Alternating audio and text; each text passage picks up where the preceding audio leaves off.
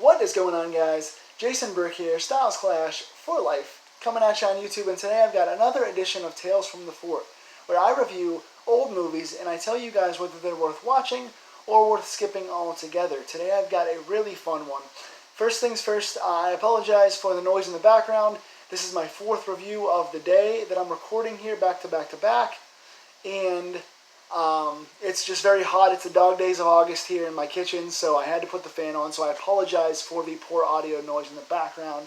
But I've been trying to bring you guys more and more independent horror films. They're not just the norm and the obvious ones that everyone does. And I found a really fun horror comedy indie film to review for you guys today on Tales from the Fort.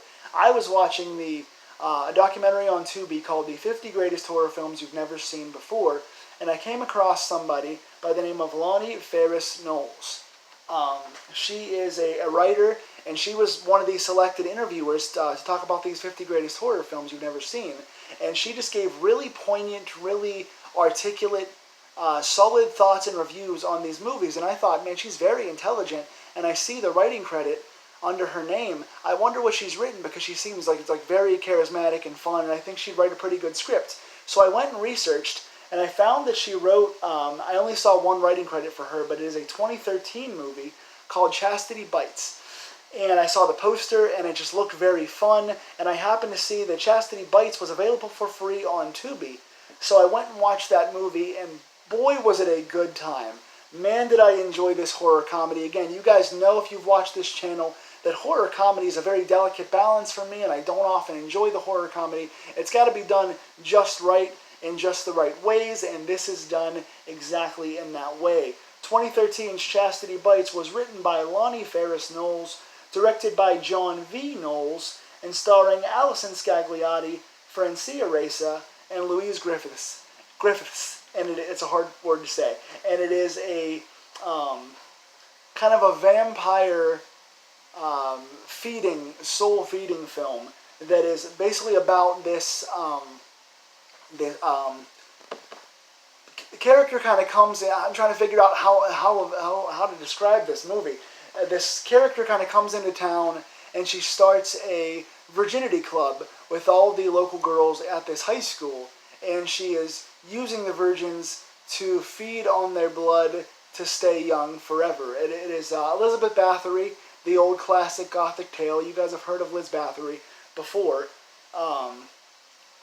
And so this Liz Bathory character, kind of played by Louise Griffiths, comes into town and is trying to find a bunch of virgins to feed on their blood and live forever and stay young forever and keep her kind of cult together.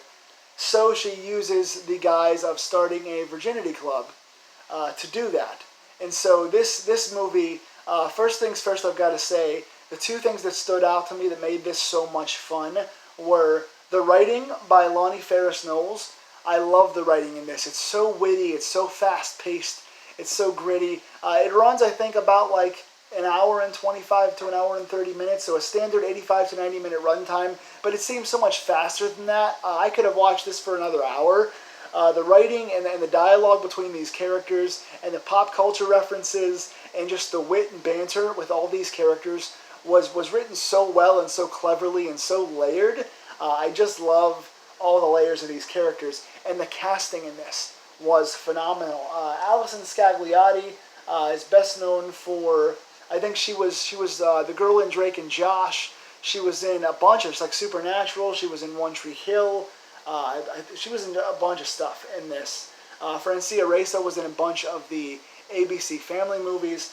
Allison Scagliotti is the main character, and she plays this feminist journalist. She's this super kind of empowered feminist character who doesn't like the regular order of the school. So you have these bitchy, catty, teenage hierarchy kind of mean girls that run this school, and Allison Scagliotti is opposed to them because they're all bitchy skanks and they're all catty. And she's a journalist who's looking for like a future Pulitzer. She wants to get a college scholarship as a journalist, so she's looking for big stories to break. In trying to find these big stories, she finds that a lot of the girls in this catty circle are going to lose their virginity at the same time. At the same time as this happens, Louise Griffith's character comes in, Liz Bathory, comes in and starts a virginity club which all those catty girls join because they want to look like they stand out. They're leaders. They're guiding their school. They want to seem bigger than they are. So Louise Griffiths kind of manipulates them into joining this fraternity club. And the parents of these girls, all the moms, like the soccer moms, are just catty, kind of brunch, talk about each other, manipulate each other kind of people. And they all want to stay young, so they wind up getting involved with Louise Griffith's character's blood samples because they think they're just using them as wrinkle creams to stay young. So they kind of wind up sacrificing their daughters to Liz Bathory to stay young, because they'll do whatever they can to stay young, and the girls will do whatever they can to look good in the eyes of their school, and perception is everything to them. Then you have the friendship between Alison Scagliotti and Francia Raisa, who are the two best friends. Francia Raisa is this, I want to say she's like Indian, kind of part Indian. I'm not quite sure the exact, what her ethnicity is, but you have this kind of quiet, unassuming Indian lesbian girl who's best friends with this kind of like empowered, kind of butchy, kind of sarcastic and mean, kind of quick-witted feminist who have this great connected friendship between their differences, between their banter, between them kind of being outcasted by the mean girls. They just get along so well. You have the love interest for Alison Scagliotti. I didn't get to write his name down, but he's a good actor as well, and he plays this kind of quiet. He's obsessed with Alison Scagliotti's character, but you see his strengths and his wit coming out later in the movie.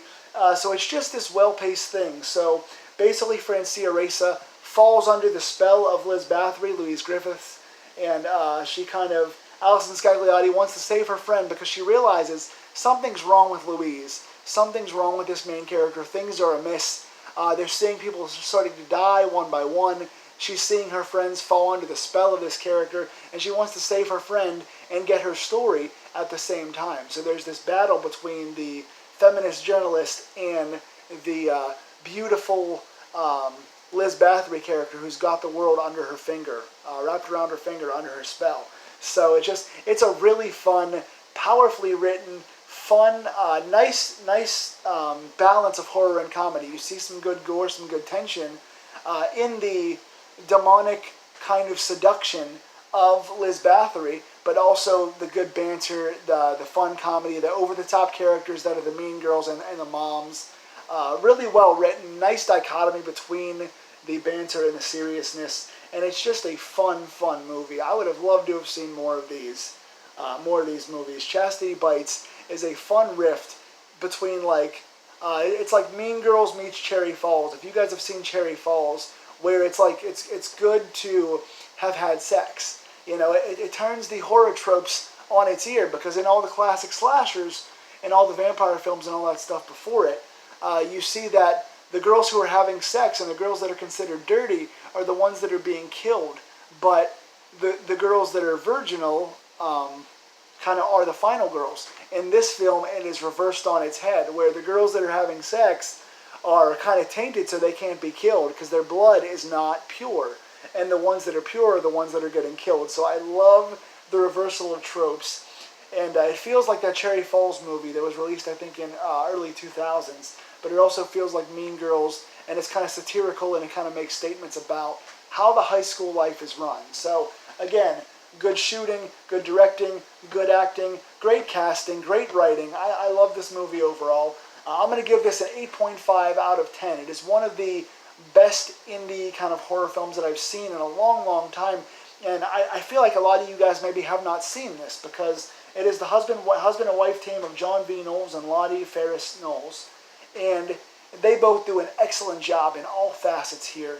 And I think it's their only really writing and directing credit together anywhere, ever. So if you guys have not seen Chastity Bites, I recommend this. I couldn't recommend it more. 8.5 out of 10. Please see it. If you have seen it, tell me in the comments below what you think of it. If you have not, it's on Tubi for free right now. Go check it out.